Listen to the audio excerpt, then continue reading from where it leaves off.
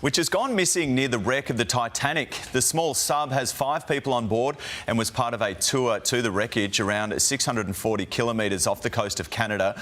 Ocean Gate, the private firm behind the expedition, says several government agencies are helping in the search and rescue operation.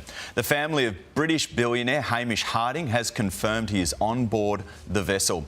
Effort underway off our coast to search for the submersible by different agencies, including Canadian and U.S. agencies, and volunteers from other vessels and different operations as well. Larry, take us through what can go wrong. The issues mainly with that is, with us was more just having a good dive day, which we did. This is a good time of the year to dive the Titanic. It's a favorable, season. The sea state is usually good. Visibility can be an issue with fog, but that doesn't restrict your diving. My opinion is it's very safe to dive in a submersible. It's been going on for over 50 years. So, I'm not really sure what happened in this case, but, we're all praying that we're using older technology, which is very safe and well proven. I hear that it's 4 days of good air.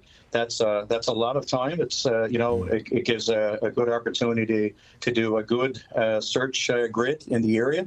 And as we speak, more assets are showing.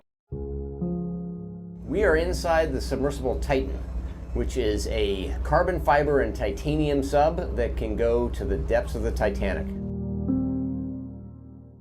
Hi, my name is Stockton Rush. I'm the CEO and founder of Ocean Gate. Let's take a look at Titan.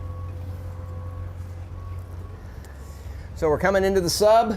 This is the only toilet available on a deep diving submersible.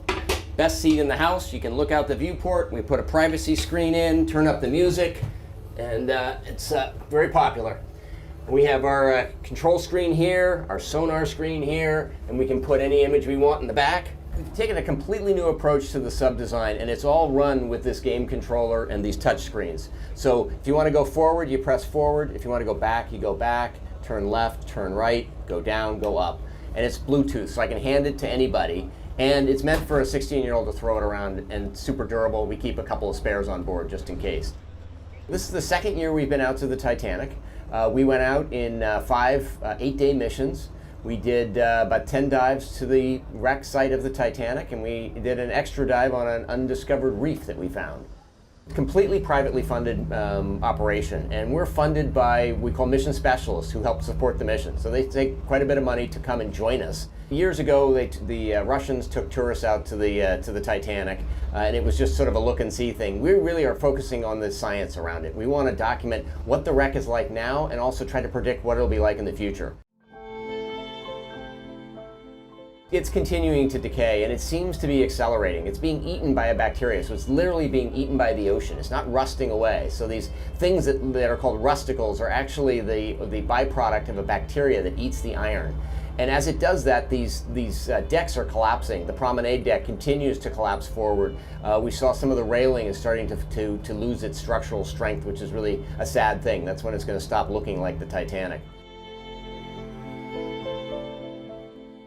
The interest in the Titanic is the reason we go there, because people are willing to fund this kind of exploration and science, and that gives a completely different research component that almost nowhere else in the deep ocean can you get funding to go back every year for decades and see how coral reefs develop and see how metals decay and see how currents change. I mean, that just, you can't justify that. No government will pay for that. Nobody wants to go back to just some old reef, but people do want to go back to the Titanic. And that's why we go, is because people want to go.